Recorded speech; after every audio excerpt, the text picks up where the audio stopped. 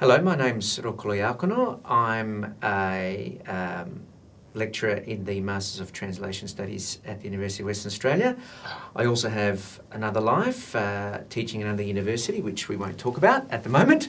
But as you can probably tell from my name, my background is Italian, and I also have acquired another language in French. So second or third language acquisition has always been of interest to me, and that's probably why translations become of interest to me as well, given my family background, where I grew up in an environment where a lot of people didn't have English in their as their first language, or probably didn't speak English at all. So it was always impressed upon us that, in my case, we had to speak Italian to others, and I grew up speaking both English and Italian at home. So by the time I went to school, and I think I could probably say, looking back on the baby books and the books that parents keep, my mother kept in any case, that I probably acquired English for a lot of kids, which is probably the story with a lot of firstborn kids, firstborn children in those days, because my parents were the ones that came to Australia and we were born here. So we probably learnt English watching television more than anything else, and then going to school. We more or less we probably learned both languages side by side, which is probably why an interest in translation grew. In terms of education, I, growing up in Australia, went to school here in Australia and learnt, like a lot of, not just Italians, but a lot of Europeans in those days. You did your 5 days of school, and then on Saturday you went to Italian school or Greek school or Hungarian school or Polish school, and a lot of kids still do that. And that was to perfect the language, because as some of you may or may not be aware, Italian is a dialect, and my parents, as well as speaking Italian, spoke their own dialect. So, but Italian was simply the dialect that was elevated to be the national language. The misconception is the dialects are a variation of Italian. It's not, in fact, the case. They're all on an equal level.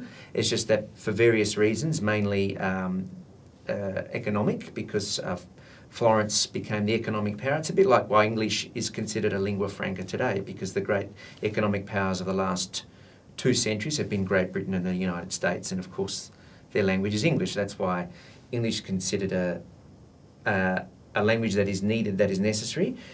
Back in the Renaissance, if you wanted to converse with the great economic power and banking power of the time, which is Florence, you needed to learn Tuscan. So that's why Tuscan emerged into Italian and became the lingua franca of the time. And a lot of the great European leaders actually spoke Italian. Elizabeth I actually spoke and wrote perfect Italian, and the language of music is Italian. So that's where Italian, had to learn how to speak Italian, and in fact our dialect, we weren't allowed to speak our dialect at home, so we could learn the way proper Italian was spoken and written, so we could converse better. And I think, even though looking back that might have been a disservice, because we didn't learn another language, which is a dialect, and Italy now is starting to understand that, and schools and universities are actually starting to teach dialect. I think in another respect it actually did us a service, because of the fact that when we first went to Italy, we were able to converse no trouble at all with anyone we met anywhere. And so that brought me to, my study of Italian brought me to the University of Western Australia, where I learnt it in the good old days, back in the mid-90s, when the language, not only Italian, but the language programs of the other European language were very firmly based on a classical high school education. So we learnt, in doing a bachelor's degree here, what students in an Italian high school would have learned, basically. So we learned the great works, the great literary scholars like Dante, Boccaccio, and even Manzoni, and then even in the modern era of such poets like Sciascia and authors like Calvino, so right through. And that at the same time, I did law arts, so I got enough marks in my TE as it was in those days to go on and do law as well. And after 6 years of university, because I did my honours, I decided to combine law, my legal knowledge and my linguistic knowledge into an honours thesis on legal translation. So I looked at a judgment of the Supreme Court that dealt with one of the bribery cases against a former Italian Prime Minister who was exonerated.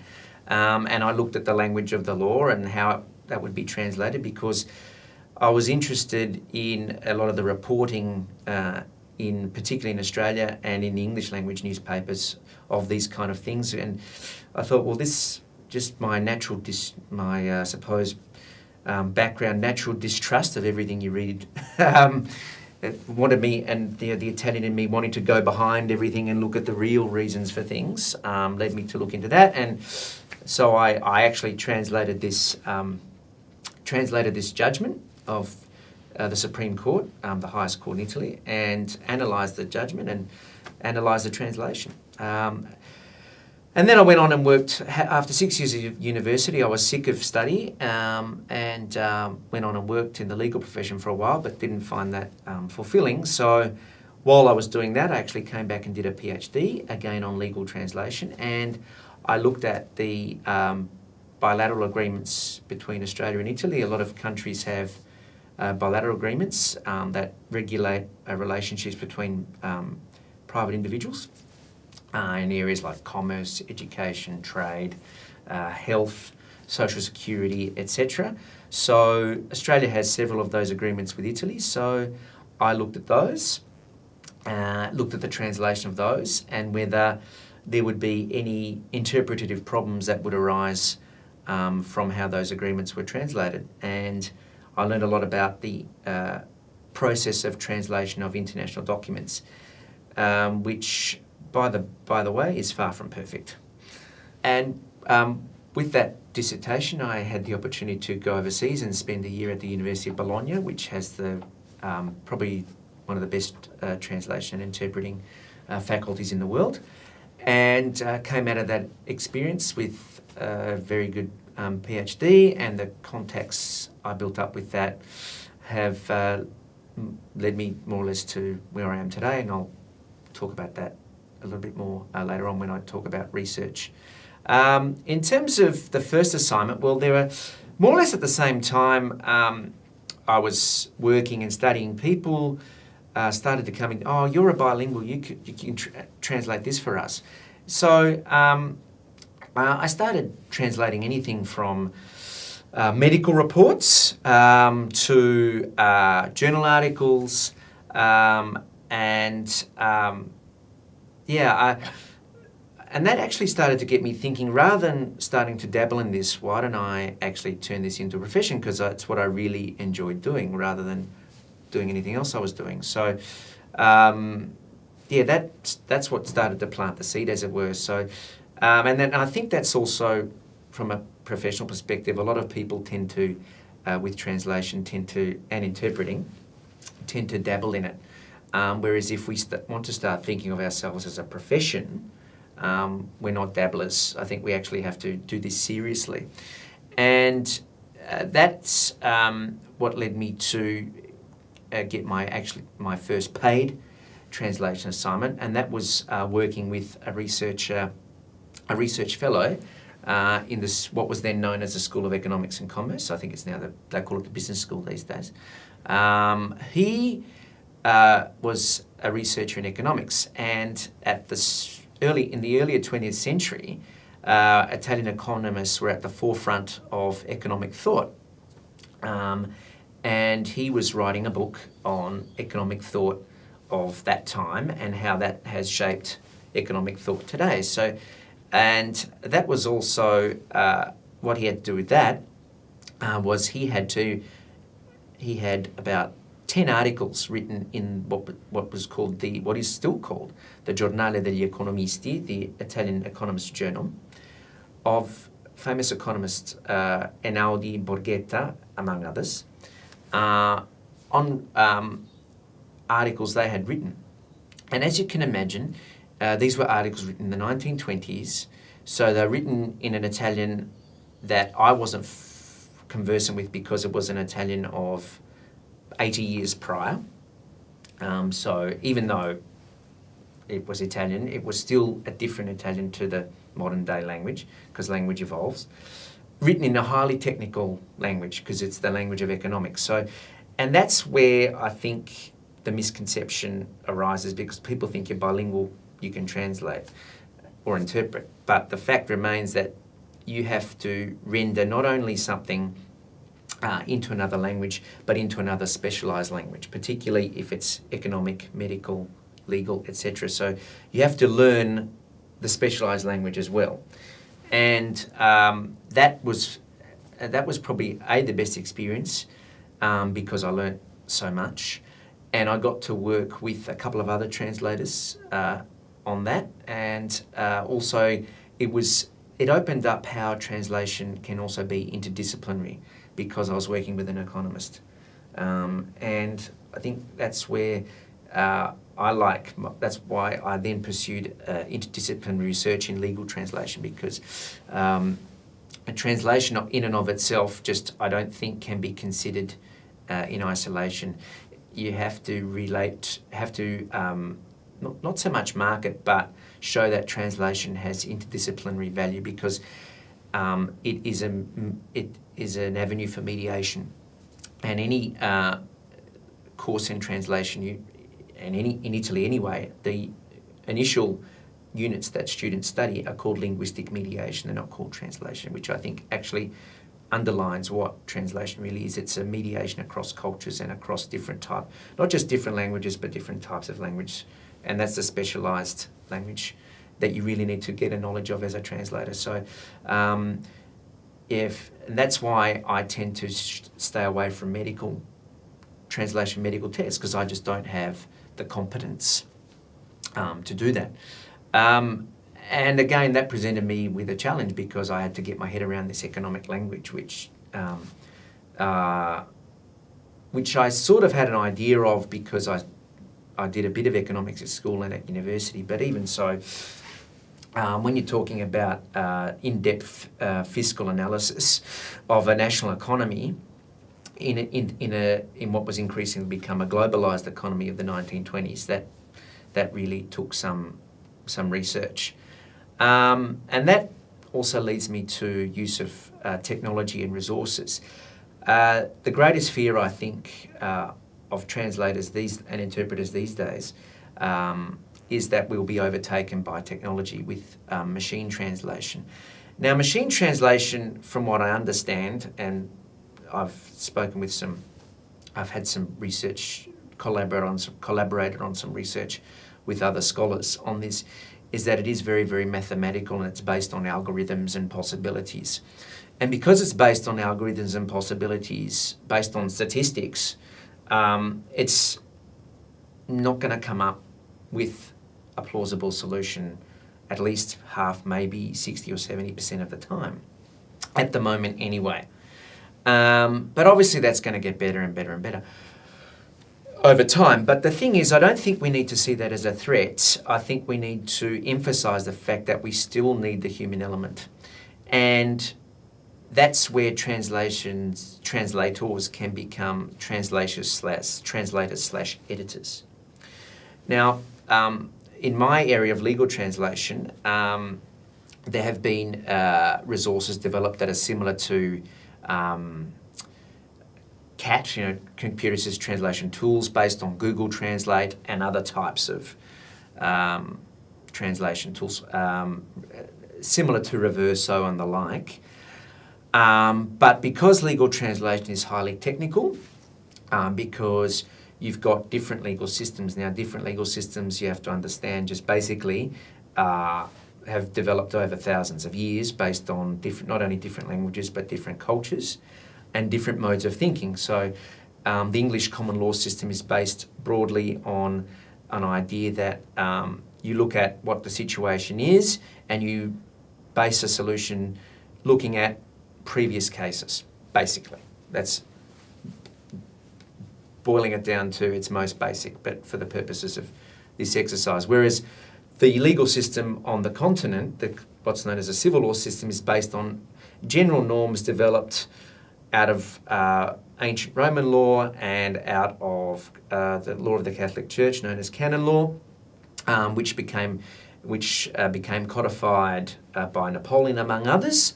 So it's based on general norms that you apply across the board and also developed in the universities, rather than looking at precedent, what happened in previous cases. So that's a different philosophy, and as a result of those different philosophies, different legal concepts develop that the other legal system just doesn't have. And it's hard enough for the human mind to get around that, let alone for a machine. So that's where the in-depth knowledge of a translator and a specialist translator, like a legal translator, is needed. And that is what NATI has recognised. NATI, the National Accreditation Authority for Translators and Interpreters. And so I think along the line you will see a specialist translator category develop, as well as what we have now, the certified translator. So from a resources point of view, I still think the books are great because they're the ones with sometimes the tried and true is often the best. And until we get a technological tool, I think, use them by all means, but I think you have to use them in the context of everything else. So as well as your thick bilingual dictionaries, as well as specialist dictionaries. You can get specialist legal dictionaries, specialist medical dictionaries, thesauri, etc. I think the translator needs to arm himself with or herself with all those resources to be able to translate well. In terms of professional organisations, well, that's an interesting journey because when I started doing my PhD, one of the first conferences I presented at was an AUSIT conference, AUSIT being the Australian Institute of Interpreters and Translators, which is the professional association for translators and interpreters in this country. And that was a conference held at the University of Notre Dame at Fremantle. And so that, presenting at that, seeing other professional translators and interpreters, that started to get me thinking, and so I joined AUSIT. And then down the track, before I started teaching here, the Masters of Translation program was up and running, and we needed our NATI accreditation, as it was known in those days, to teach here. So I went along and got the NATI accreditation from Italian into English. And then I started getting involved in AUSIT on various committees. And because I was teaching at a university, the then new president of the time, Professor Sandra Hale of the University of New South Wales, who is a worldwide authority on legal interpreting and runs the translation interpreting program at the University of New South Wales, wanted to set up an education committee of all the education institutions across Australia that offered translating and interpreting courses. So I got involved on that, and then Sandra came to me and said to me that NATI was revising all of its accreditations, leading to a new path known as certification, whereby to become a translator or interpreter in this country, you needed to have at least minimum training or minimum education or requirements. And I was asked to contribute to the specialist legal interpreter guidelines for that certification, as well as provide comments on certification generally and how that should work. And so all of a sudden, then I started getting involved in other committees so the state, AUSIT has branches across each state, so I got involved on the state committee. And then Sandra's term, in 2017, she was due to conclude her term. The AUSIT constitution states that you can have a maximum of 3 years. So her 3 years was up, and she asked me, she was sounding out people to see if they wanted to become the next national president. And so I said, oh, okay. And so I thought about it, spoke to her about it, spoke to a lot of people. And in the end, became the national president as of November 2017. And since then, I've tried to really emphasise to everyone the importance of translation and interpreting as a profession, and the importance of belonging to a professional body. A professional body is not a union. People have this idea that a professional association is a union. We're here to explain what the profession is about, so address all these misconceptions that translation is, if you've got bilingual skills, you can be a translator or an interpreter and that kind of thing. As well as emphasise on students the importance of belonging to a professional association, because what that gets you access to is, and as you will have seen here, professional development. So what AUSIT has really become big on, and what any other professional association in Australia has at its heart, is professional development for its members. So constant, what they call, other professions call it continuing education, updating about developments in the profession, developments in research, developments in professional ethics, because often ethical behaviour is something that people don't know a lot about.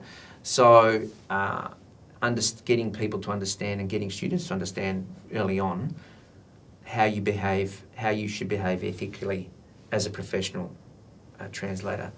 And being on AUSIT meant that you get to work with NAATI a lot, the certifying authority, the regulator, and we are constantly engaging with NAATI to improve the profession and telling NAATI, look, we think from a regulator point of view, you need to think about this area of the profession and how it's regulated.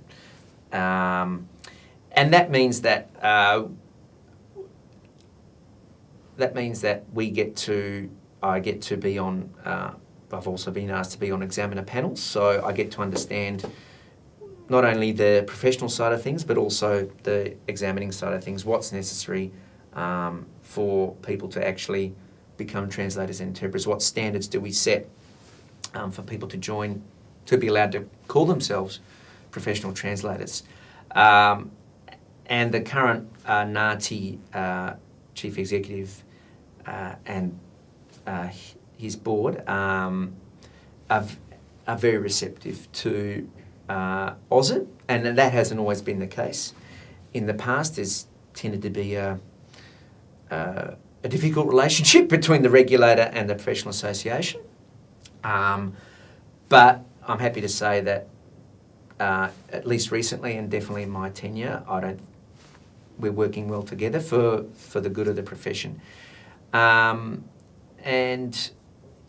the more students we have joining the profession, joining AUSIT, is a good thing, because, as I say, not only do you get access to professional development, but it's also bringing on an idea that you have been, that you are a professional because you've actually done a course, or you actually have done a master's. A lot of the new members are younger. We're seeing a generational change in AUSIT. AUSIT was founded more than 30 years ago. So the members that founded AUSIT in 1987, a lot of them are in their late 70s and 80s now. So we're seeing, and that's what the profession's about. It's about a generational change as well, bringing that professionalism. And people are starting to realise the difference between a professional translator and interpreter and one who isn't trained, because the professional translator conducts themselves in a way that's professional. And people can see the difference, one who's been educated and one who's not, one who dabbles, one who does it part-time, one who does it on the side.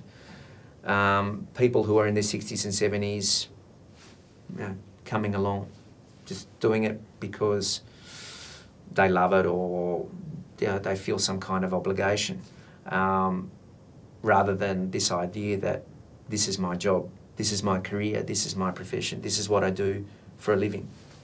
And that's what AUSIT's about, reinforcing this idea that we are part of a profession just like lawyers, doctors, engineers, you name it. That's what and that's, I think, what I'm trying to impress on people, that translation is a profession. It's not something that people do on the side or because they can speak more than one language. And in terms of a motto, there's a saying that's attributed to the patron saint of translators, Saint Jerome, who produced the first Latin translation of the Bible. And this saying is attributed to him, and it was impressed on me in my primary school days. It's begin to be now what you will be hereafter. So start doing now and getting inside your head now, and start acting now as you want to be in 5, 10 years' time. And if you want to be a professional translator, you have to do your best and your utmost now and start thinking now and acting now as a professional. So that when the time comes for you to join the profession, you will have all the attributes and all the skills required of a professional, and people will recognise that in you. And when people recognise that you're good at something, they'll want to hire you. All the good people, doesn't matter in what profession they are. It's like when you travel and you don't know, and you've never been to the place before and you're hungry and you look for a place to eat. Where do you look? A full restaurant. Because if it's full, it means it's good. Same thing, the people who are good have a lot of work and are very busy. So if you're good, people want to engage you. It's like, again, trying to find a doctor.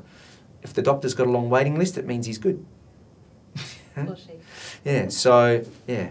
And if you want to be good, if you want to be in demand, it means you have to do your best so that you can be the best. Thank you.